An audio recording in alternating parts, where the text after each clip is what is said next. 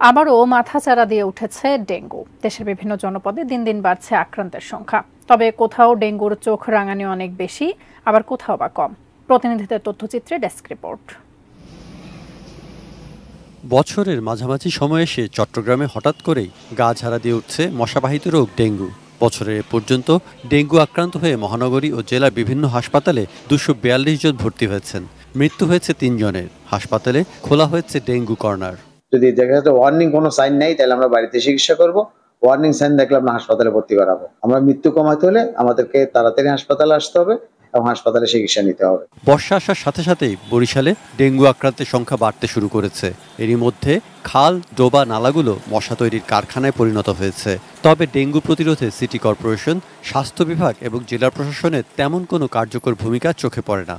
আগে দেখতাম একটু মশার ঔষধ ছিটানো হতো, এখন সেই ঔষধ ছিটানোটা বন্ধ হয়ে গেছে। অতিষ্ঠ, শুধু একেবারে অতিষ্ঠ, বলার ভাষা আমার কিছু নাই।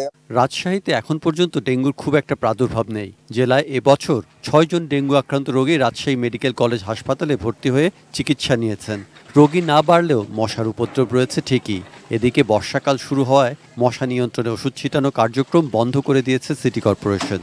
আমরা আমাদের যে কার্যক্রম সেগুলো এমনভাবে পরিচালনা করতে চাচ্ছি যেন রাজশাহীকে অর্থাৎ রাজশাহী সিটি কর্পোরেশন এরিয়ায় আমরা ডেঙ্গুর সেই রকম প্রাদুর্ভাব না দেখা দেয়।